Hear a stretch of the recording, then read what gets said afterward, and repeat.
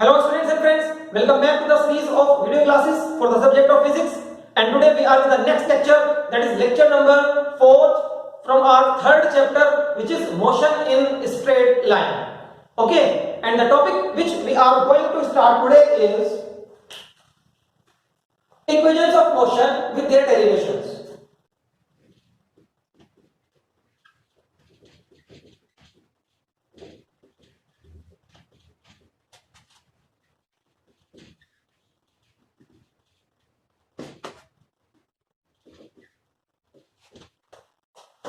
Equations of motion with their derivation, and this topic is under the category of uniformly accelerated motion. Okay, we have studied types of motion in the last lecture. Types of motion में हमने देखा था there are two types of motion, uniform and non uniform, और फिर non uniform further two categories में divided होता है. Uniformly accelerated जिसमें एक्सेलरेशन कांस्टेंट होता है और वो हमेशा स्ट्रेट लाइन पर ही होता है, एंड नॉन यूनिफॉर्मली एक्सेलरेटेड जिसमें एक्सेलरेशन कंटीन्यूअसली वेरी करता है और वो स्ट्रेट लाइन या कर्व पाथ दोनों पे हो सकता है. तो हम कौन से हेडिंग में हैं अभी? हम है यूनिफॉर्मली एक्सेलरेटेड मोशन वाली हेडिंग में, और उसके हेडिंग में हमें इक्वेशंस ऑफ मोशन को ड्राइव करना है. ओके, इक्वेशंस ऑफ मोशन आपने 9th क्लास में जब फिजिक्स पढ़ते थे तब भी पढ़ी. 3 equations of motion and most of the students उनको याद ही रखते हैं, वो भूल ही नहीं जाती हैं. ठीक है, and those 3 equations are v is equals to u plus at, first equation of motion, and then s is equals to ut plus half at square is the second equation of motion, and the last one, third one, is v square minus u square is equal to 2as. but in 3 equations of motion में we use 5 different symbols, 5 variables हैं हमारे, and those variables are v, u, a, s and t time. सबके सारे variables के आपको नाम पता होने चाहिए. v is final velocity, u is initial velocity, a is acceleration which is constant. Uniformly accelerated motion में acceleration constant होता है, always remember this. Okay, and then s is displacement covered by the object, and then the t is time in which this displacement has been covered. Okay, ये start करते हैं. तो derivations का part है हमारा. सबसे पहले हमें इस पूरे सीन को डायग्रामेटिकली समझना होगा कि चल क्या रहा है. ठीक है, हम डेरिवेशन किस चीज के लिए कर रहे हैं, तो उसको एक डायग्रामेटिकली देख लेते हैं. सो स्टूडेंट्स, डेरिवेशन में एक डायग्राम हमें बनाना होता है जिससे कि हमारे सामने पूरा पिक्चर क्रिएट हो जाए हमें करना क्या है. ठीक है, और उस डायग्राम को फिर एक्सप्लेन करना होता है अपने वर्ड्स में, वही उस डेरिवेशन की थ्योरी होती है. और जब कोई डेरिवेशन बेस्ड क्वेश्चन हमारा एग्जाम में आता है तो हमें ध्यान रखना चाहिए डायग्राम और थ्योरी जरूर लिखें, क्योंकि अगर आप डेरिवेशन का mathematical portion as it is भी लिख आओगे अपने एग्जाम शीट में तो भी आपको फुल मार्क्स नहीं मिलेंगे अगर आपने डायग्राम और थ्योरी उसकी नहीं दी है. ठीक है, कुछ मार्क्स टीचर काट लेगा. फॉर एग्जांपल 3 मार्क्स का डेफिनेशन है और आपने डायग्राम नहीं बनाया या आपने थ्योरी प्रॉपर नहीं लिखी और सब कुछ पूरा करा है तो आपको 3 आउट ऑफ 3 तो नहीं देगा, 2.5 कर देगा अगर आपसे वो ज्यादा इंप्रेस्ड है, और आपसे इंप्रेस नहीं है तो फिर 1.5 या 2 मार्क्स रह जाएंगे. कुछ इस तरह की बातें हो जाती हैं. ठीक है, बट अगर आप प्रॉपर्ली उस डेरिवेशन को विद डायग्राम एंड थ्योरी करेंगे then you will score full marks in that derivation. Okay, तो ये डेरिवेशन की बातें आपको याद रखनी है. ठीक, तो इस डेरिवेशन की थ्योरी आप कॉपी कर लें, उसके बाद हम डायग्राम के साथ आगे बढ़ेंगे. So we have considered an object in uniformly accelerated motion with a constant acceleration a. Acceleration constant है.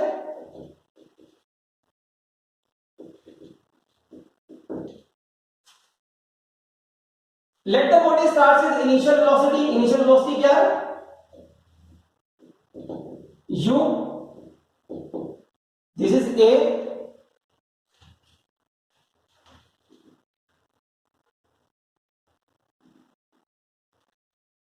If it takes time t, ठीक है ना, to reach from point A to B, covering a displacement of s on a straight track. ठीक है, straight path है, uniformly accelerated motion तो straight path पर ही possible होता है, on a straight track, so that its final velocity at point B is v. कितना हो गया डायग्राम? अब आप डायग्राम देखो क्या होगा इसका. Straight track from point A to B कोई ऑब्जेक्ट हमारा मूव कर रहा है from point A to B on a straight path, और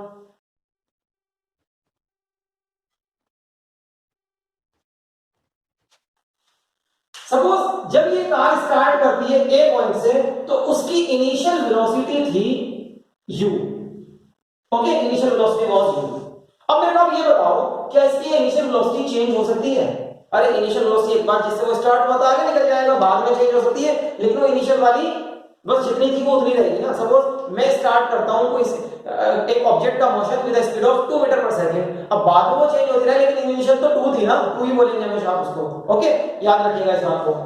और उसने ए से बी तक का स्ट्रेट पाथ पे डिस्प्लेसमेंट कवर किया s इन टाइम t, क्योंकि यूनिफॉर्मली एक्सेलरेटेड मोशन है तो ये इस सब को कांस्टेंट एक्सेलरेशन a के साथ कवर कर रहा है, और जब वो फाइनल पॉइंट पर पहुंचेगी या पहुंची तो उसकी स्पीड है v, फाइनल वेलोसिटी इसकी, ठीक है, फाइनल वेलोसिटी उसकी v। ये सब चीजें डायग्रामेटिकली हो गई मैंने जो थ्योरी में लिखी थी। अब इसके बाद आओ फर्स्ट इक्वेशन ऑफ मोशन को कैसे ड्राइव करना है। फर्स्ट इक्वेशन ऑफ मोशन को ड्राइव करने के लिए we will make use of the definition of acceleration जो आपने पढ़ा था, ठीक है। Acceleration of the object is given as, अब हमारे यहां से फर्स्ट इक्वेशन ऑफ मोशन शुरू हो जाएगा, first equation of motion, okay.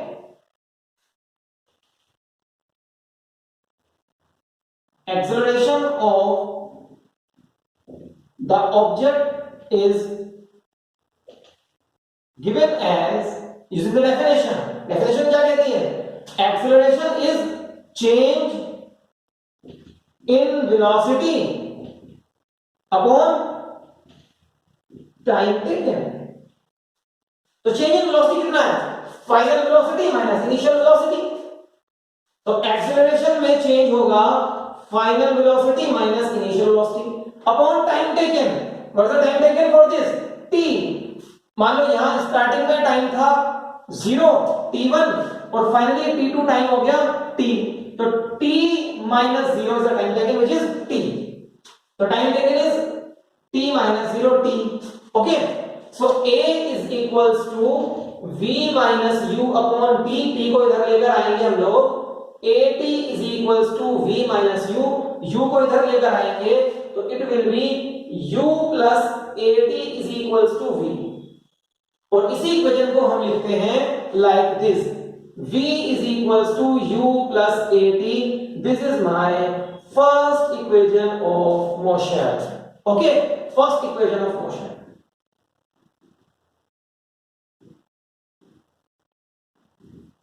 This is my first equation of motion, remember this, okay। so बड़ा छोटा सा derivation first equation of motion के लिए कहां से स्टार्ट करा है? always remember we have started it with the definition of acceleration। acceleration of the object is given as a is equals to change in velocity upon time taken। वहां से start कर रहा है, within 2-3 steps you are having the answer for second equation of first equation of motion, you are having the answer for first equation of motion, okay। So students पहले इसको copy कर लें first equation of motion को, उसके बाद we will proceed towards the second equation of motion के उसका derivation हम लोग कैसे करेंगे, okay. Copy this and now students second equation of motion का स्टार्टिंग पॉइंट क्या होगा? This is important, okay. जैसे आपने फर्स्ट इक्वेशन ऑफ मोशन को स्टार्ट किया था एक्सेलरेशन से, एक्सेलरेशन की डेफिनेशन से, वैसे ही आप सेकंड इक्वेशन ऑफ मोशन को अगर ड्राइव करना चाहते हो, उसको हम यहां पर ड्राइव कर रहे हैं, second part second equation of motion, उसको हम ड्राइव करेंगे एवरेज वेलोसिटी के डेफिनेशन के अकॉर्डिंग, ओके। एवरेज वेलोसिटी कैसे देते हैं आप? Average velocity is given as, average velocity का फॉर्मूला आपको याद होगा, स्टार्टिंग में हमने पढ़ा था उसको भी, कौन सी क्लास में? टर्मिनोलॉजी वाली क्लास में। I think the lecture is lecture number 2 जिसमें हमने टर्मिनोलॉजी डिस्कस की थी, ओके। स्पीड वेलोसिटी, तो स्पीड क्या थी? एवरेज स्पीड, और वेलोसिटी क्या था? Average velocity. तो उसी एवरेज वेलोसिटी का फॉर्मूला अगर आप लिखोगे यहां पर, average velocity is given as total displacement covered upon time taken to cover that displacement, okay. बेटा डेरिवेशन का स्टार्टिंग पॉइंट ही इंपॉर्टेंट होता है, अगर आपको स्टार्टिंग पॉइंट याद नहीं तो गड़बड़ रहेगी आपके साथ। स्टार्टिंग पॉइंट हमेशा याद रखो, स्टार्टिंग पॉइंट याद रहेगा उसके बाद का तो अपने आप ही याद आ जाता है, खुद ही याद आ जाता है। Starting point is very very important. Okay, so average velocity is equal to total displacement upon time taken. इस इक्वेशन को मैं डिस्प्लेसमेंट के लिए लिखूंगा, डिस्प्लेसमेंट के लिए। ओके, सो यहां से मैं कह सकता हूं कि total displacement is equal to average velocity into time taken हो गया। ओके, ये तो समझ आ गया होगा टाइम टेकन कितना हो गया। अब टोटल डिस्प्लेसमेंट कितना है, s, सिंबल रखना शुरू करते हैं। s is the total displacement. Now what is the average velocity? Average कैसे निकालोगे? देखो, इनिशियल ये रहा, फाइनल ये रहा। If the motion is uniformly accelerated then only you can write like this average velocity, जो हम लिखने वाले हैं। कांस्टेंट एक्सेलरेशन के केस में ही this acceleration is constant. Okay, this acceleration is constant because the motion is uniformly accelerated motion. तो constant acceleration के केस में आप, अगर आपके पास इनिशियल और फाइनल वेलोसिटी है, तो उसका एवरेज कैसे लिख सकते हो? बिल्कुल ठीक जैसे आप अपने दो सब्जेक्ट्स के मार्क्स का एवरेज निकालते हो। सपोज आपके मार्क्स आए हैं फिजिक्स में 75 और केमिस्ट्री में 65। एवरेज निकालने को बोला जाएगा, क्या करोगे? दोनों के मार्क्स ऐड करके 2 से डिवाइड कर दोगे, यही करोगे ना। Same is here, but the condition is acceleration constant होगा तब करना है। तो इनिशियल वेलोसिटी, फाइनल वेलोसिटी दोनों को ऐड करके 2 से डिवाइड कर दो, you will get the average velocity. Simple. So average velocity is v plus u by 2। Okay, average velocity is v plus u by 2। याद रखिएगा, this is applicable only when acceleration is constant. Always remember this. Into time taken. T is the time taken to reach from point A to the point B. Okay. अब V को हमें यहां से हटाना है, V को eliminate करना है। How can we do this? V को एलिमिनेट करने के लिए we will use first equation of motion। वो V के लिए तो लिखी है, V is equals to u plus at। तो first equation of motion को यूज करके V की वैल्यू यहां से उठा के वहां रख देनी है। Okay, using first equation of motion, s is equals to v के प्लेस पर u plus at, v के प्लेस पर u plus at प्लस एक और u है अपॉन 2, बाहर एक टाइम है, इनटू t। ओके, अब देखो u plus u 2u, s is equals to 2u plus 80 upon 2 into t। Okay, 2 को ब्रेक कर लो, इसको 2u upon 2 will be u and 80 upon 2 will be 80 upon 2। Okay, इसको break करके लिखेंगे is equals to, it implies to s is equals to u plus 80 upon 2 into t।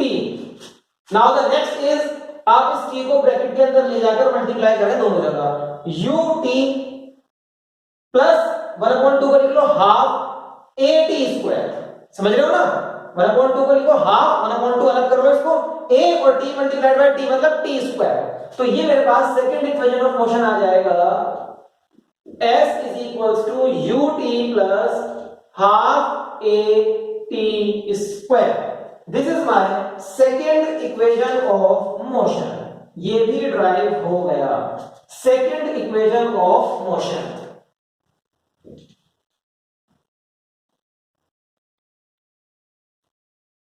Second equation of motion.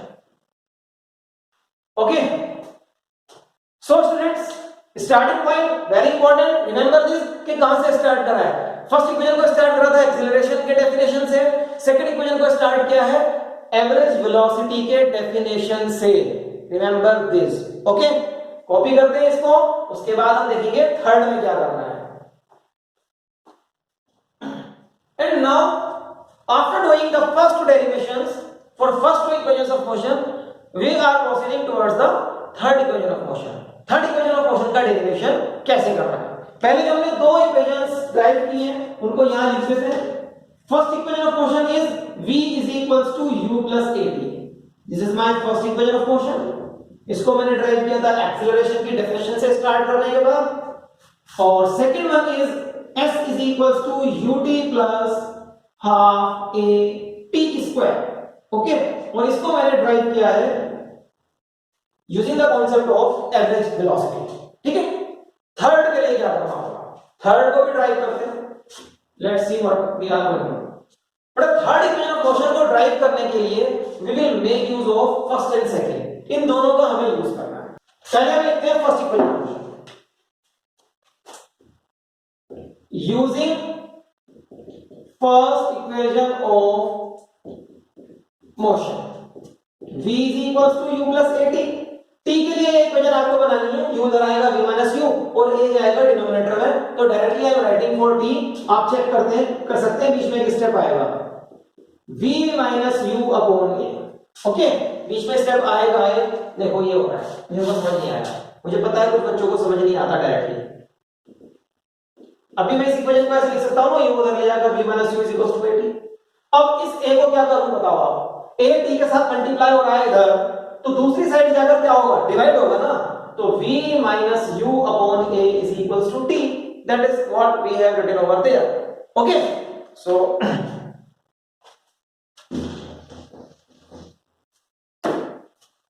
ये मेरे को substitute करना है second equation में। Substituting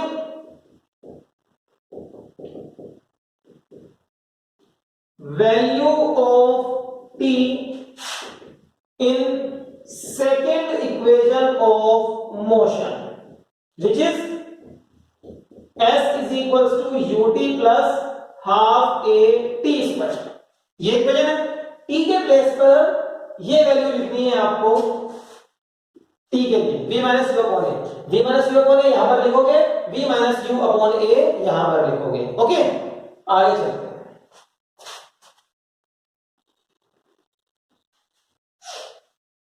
s is equals to u in place of t, v minus u upon a। okay, again plus half a in plus of t, v minus u upon a, लेकिन इस बार t के ऊपर square है तो यहां पर भी आप स्क्वायर लगाएंगे पावर 2। डन। अब देखो, now I am having two terms, एक ये वाला टर्म है, एक ये वाला टर्म है, बीच में प्लस लग रहा है ना, दो टर्म है, दोनों में v minus u upon a common है, v minus u upon a दोनों से कॉमन ले सकते हो, कॉमन ले लो। अगर आप यहां पर इसको कॉमन नहीं लोगे तो चीजें बहुत बिगड़ जाएंगी। ठीक है, कैलकुलेशन ऐसी हो जाएगी कि आपसे संभाली नहीं जाएगी। सो v minus u upon a को आप कॉमन लो यहां से, this is the very important step over here. v minus u upon a common लेने के बाद यहां क्या बचता है, सिर्फ और सिर्फ u प्लस यहां क्या बचता है, हाफ a, और क्योंकि v minus u upon a दो बार लिखा है, स्क्वायर मतलब दो बार लिखा है, तो एक बार v minus u upon a भी यहां बच गया।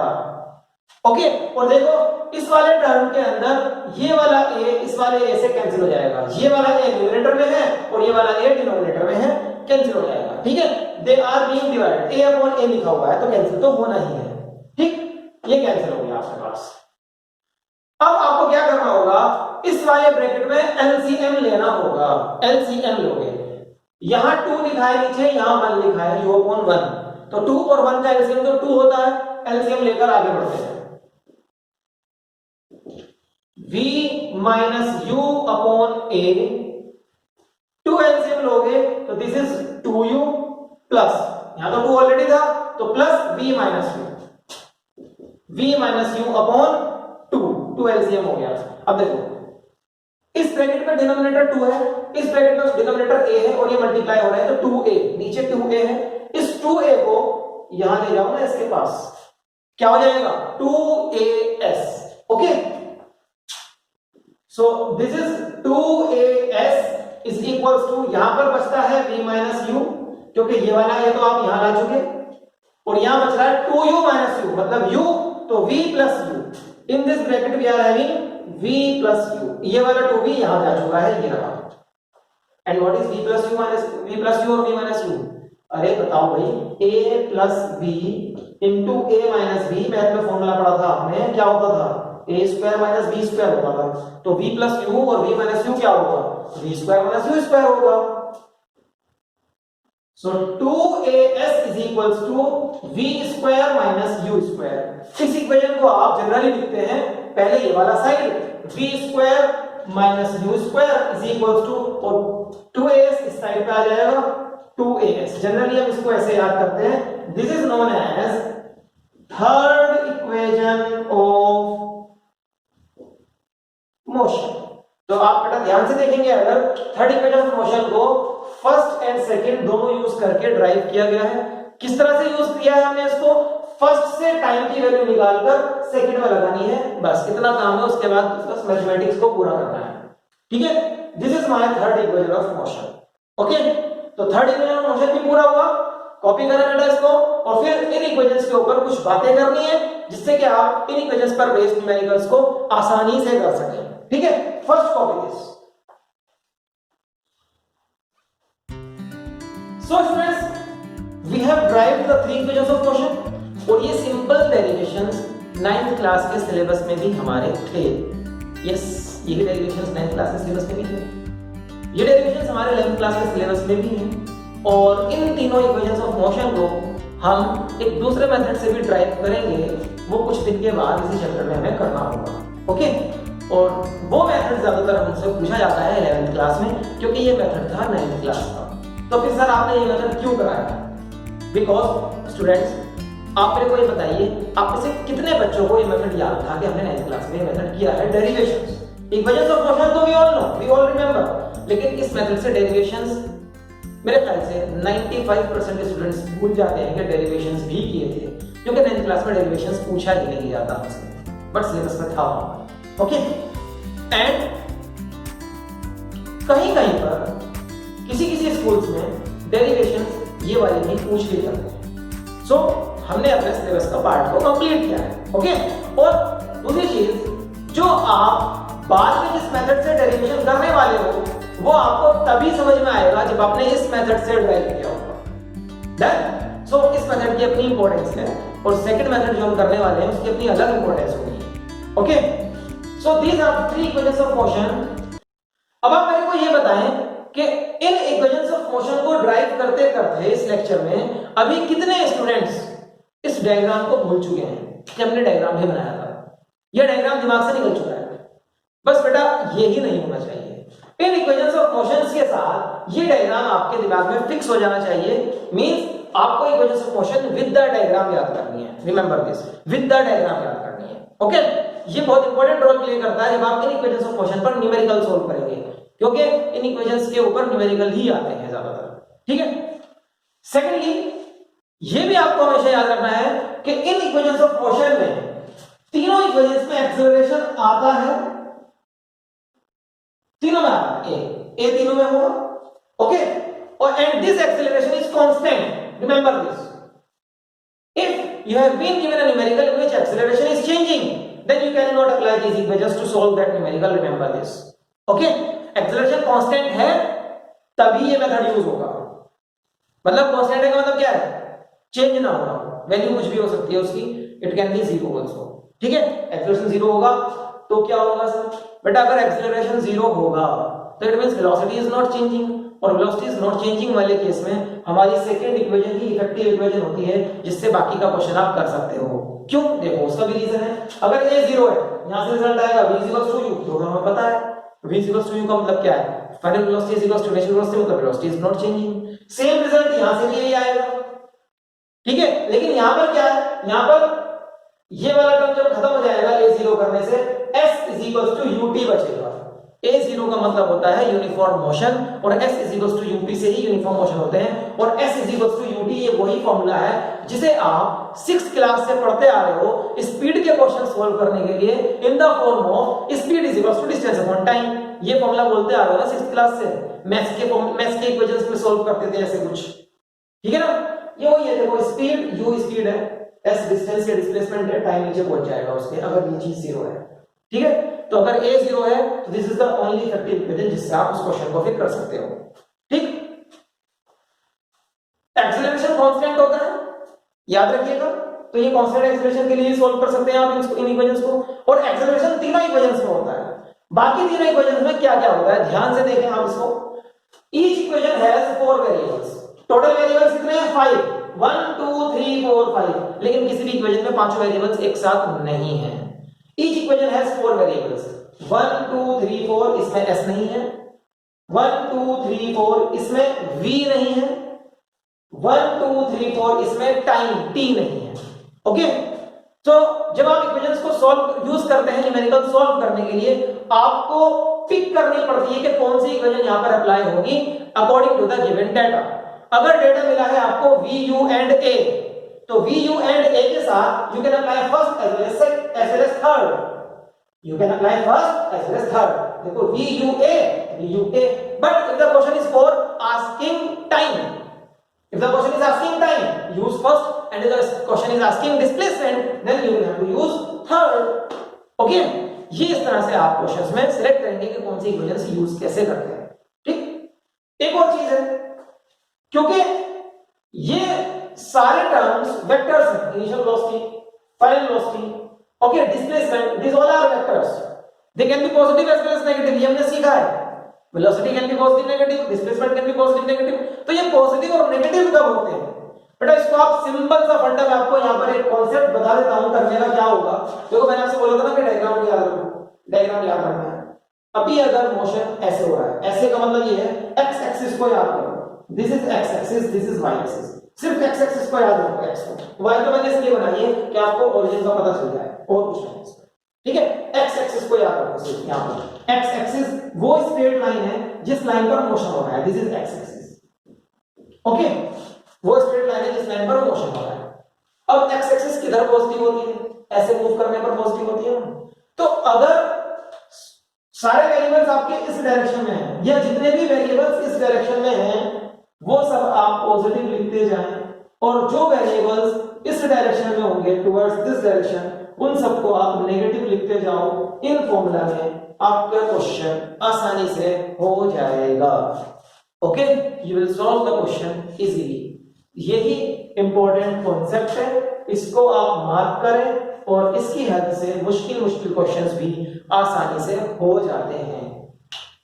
And the last one is, in equations of motion को हम फ्री फॉल मोशन के प्रॉब्लम्स को सॉल्व करने के लिए भी यूज कर सकते हैं, और वहां भी यही कॉन्सेप्ट लगेगा, बस the only change is x axis की जगह free fall motion y axis पर होता है ना, लाइक दिस। कोई भी ऑब्जेक्ट छोड़ा कैसे जाएगा, वर्टिकली डाउनवर्ड, या नीचे से ऊपर थ्रो करोगे तो कैसे जाएगा, वर्टिकली अपवर्ड। तो इस एक्सिस को हम वाई एक्सिस मान लेंगे।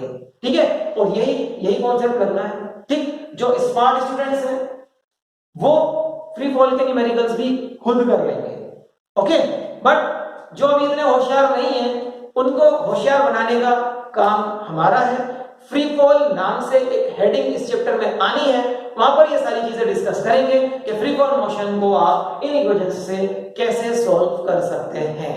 ओके, सो बेटा, with this we have completed our lecture today, and I hope कि आज का लेक्चर आपको अच्छे से समझ में आया है। और आज के लेक्चर की जो इंपॉर्टेंट टिप्स हैं वो ये है कि इन डेरिवेशंस को आप बार बार लिखकर प्रैक्टिस करेंगे। ऐसा कुछ नहीं है कि आपने सिर्फ आज एक बार लिख लिया आपको समझ आ गया। आपको समझ आया है या नहीं आया है, इस बात को आप खुद एनालाइज कर सकते हैं। अगर आपको लग रहा है कि समझ में आ गया, तो try to write all these derivations without seeing into your copy, without looking into your copy. ठीक है, बिना देखे इन डेरिवेशंस को लिखने की कोशिश करनी है। अगर आप लिख पा रहे हो इट इज वेरी गुड, और फिर 2 दिन बाद दोबारा करनी है ये कोशिश। अगर आप 2 दिन बाद भी लिख पा रहे हो तो इट मींस आपको याद हो चुके हैं। और जब तक ये कोशिश जारी रखें, जब तक आप बिना देखे इन डेरिवेशंस को नहीं लिख सकते, ठीक है, तब तक इस कोशिश को आप करते रहेंगे। इसी तरीके से आपको डेरिवेशंस हमेशा के लिए याद हो जाएंगे।